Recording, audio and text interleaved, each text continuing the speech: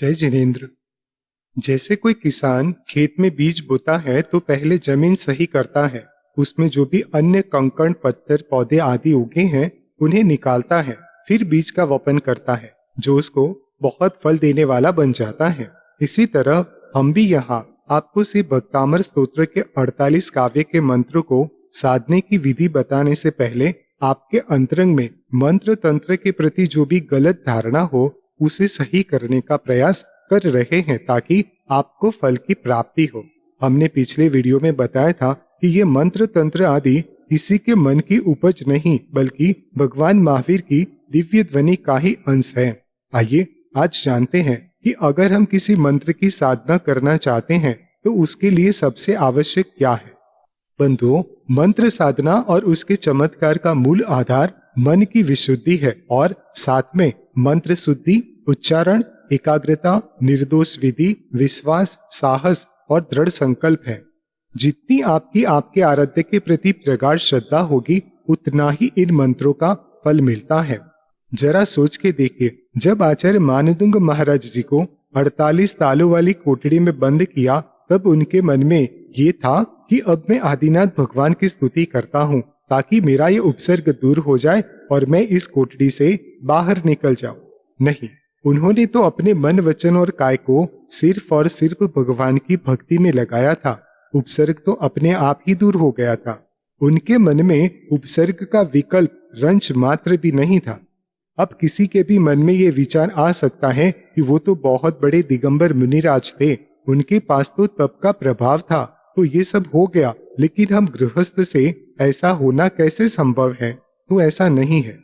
जैनागम का एक और अति पवित्र स्तोत्र विशापाहार स्तोत्र है, जिसकी रचना आचार्य श्री मानतुंग महाराज जी के ही शिष्य कवि धनंजय जी ने किया है।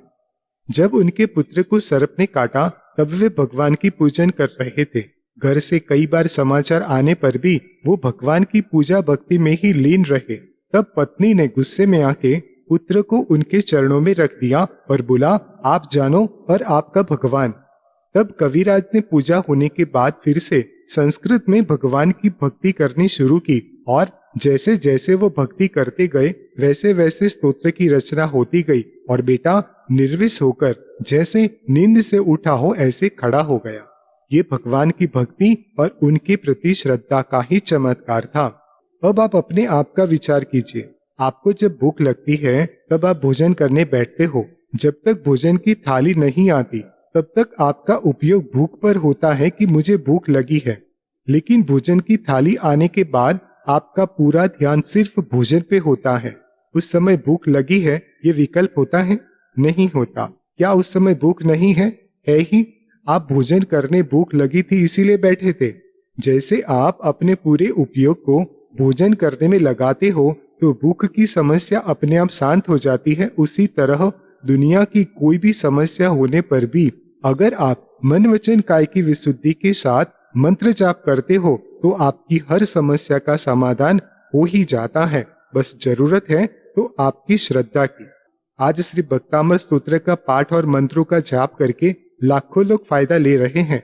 आप भी ले सकते हैं। हमने यहाँ 48 वीडियो की श्रृंखला में हर एक काव्य का रिद्धि और जाप मंत्र का शुद्ध उच्चारण के साथ बना रहे हैं और साथ में उसकी निर्दोष विधि भी बता रहे हैं कि कैसे साधना करनी चाहिए। आप बताई गई विधि के साथ पूरी श्रद्धा से जाप करें और अपना जीवन सरल बनाएं।